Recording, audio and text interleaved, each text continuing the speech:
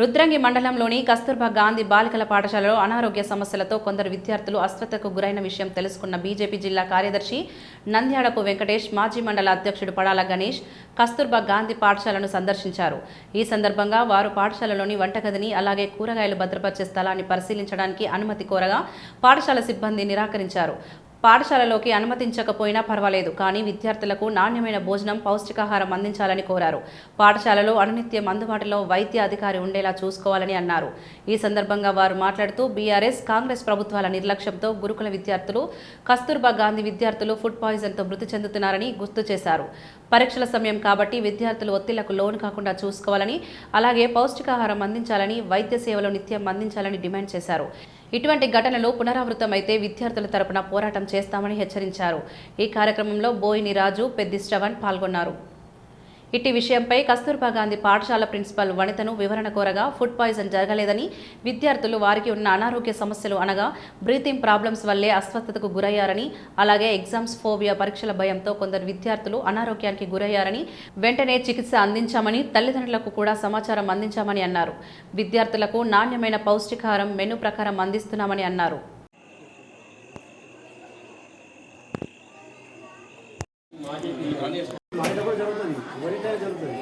మీరు మాకు సహకరిస్తే సహకరించకపోతే మేము కోరుకున్నాం. నష్టం జరగడానికి ఎవరేం చేయలేదు. సహకరించకపోతే సహకరించండి. ఇలా మీరు ఆపచ్చు, కానీ రేపు పొద్దున పేరెంట్స్ అయినా మీరు ఎంత చేసినా బయటకు వస్తాం. బయటకు వచ్చే రోజు మేమేం చేస్తాం, కంప్లీట్ చేస్తాం. మాకు పొలిటికల్ మీద అవగాహన ఉన్నట్టు మీకు స్కూల్లో మీద అవగాహన ఉంటుంది. ఏ స్కూల్లో ఎక్కడ ఎవరెవరు ఏమైందో మీకు తెలుసు. ఇక్కడ జరిగింది అని అంటే రేపు దీన్ని మేము రిపోర్టుని మీరు గవర్నమెంట్కి పంపిస్తే మీరు లేకపోతే ఇంకెవరన్నా ఆ శిక్షకు సంబంధించిన కొంచెం మాట్లాడుకుంటాం.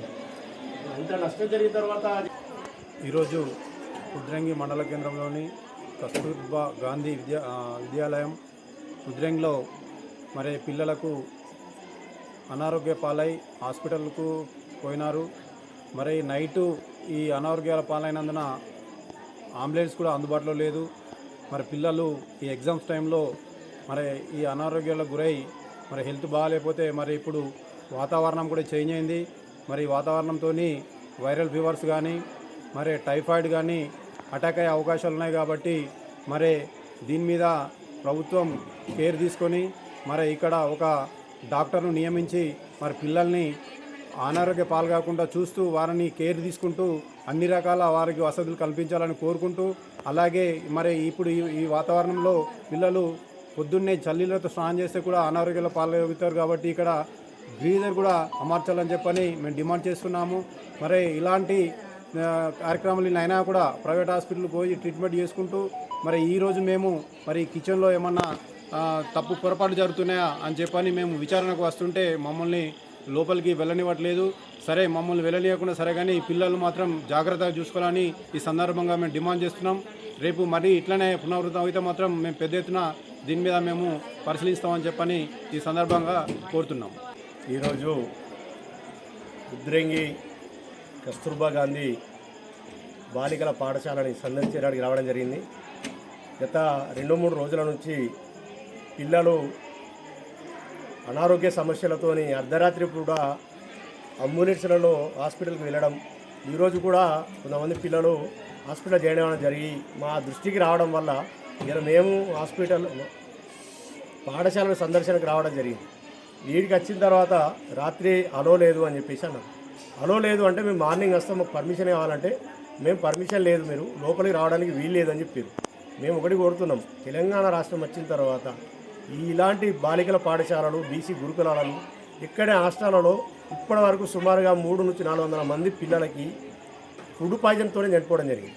మేము అలాంటి నష్టం జరగకూడదని ఈ పాఠశాల సందర్శనకు వస్తే మమ్మల్ని లోపలికి అలో చేస్తలే. ఇవాళ ఇలాంటి సంఘటనలు తెలంగాణ రాష్ట్రం వచ్చిన తర్వాత, ఆయన మొన్న కాంగ్రెస్ ప్రభుత్వం వచ్చిన తర్వాత చాలా జరిగినాయి. ఈ పిల్లలకి మీరు ఇచ్చేటువంటి పౌష్టికాహారం దాని లోపం వల్లనే వాళ్ళకి సంబంధించినటువంటి పౌష్టికమైనటువంటి కూరగాయలు మీరు అందించకపోవడం వల్ల జరుగుతుంది.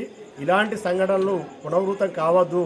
పిల్లలకు నాణ్యమైనటువంటి ఫుడ్ను అందించాలి, పిల్లలకు మెరుగైనటువంటి వైద్య సేవలు ఉండాలి. దానిలో ఏఎన్ఎం సంబంధించినటువంటి ప్రభుత్వ వైద్యాలు సంబంధించి కూడా అందుబాటులో ఉంచాలి. కొంచెం ఇది ఎగ్జామ్స్ ప్రారంభమైన సందర్భం, పిల్లలకు సంబంధించినటువంటి అన్ని రకాలుగా వసతులను ఏర్పాటు చేయాలని మేము ప్రభుత్వాన్ని డిమాండ్ చేస్తున్నాం. లేని పక్షంలో పిల్లల కోసం మేము ఇవాళ ఏదైనా పోరాటం చేయడానికి సిద్ధంగా ఉన్నామని తెలియజేస్తున్నాం.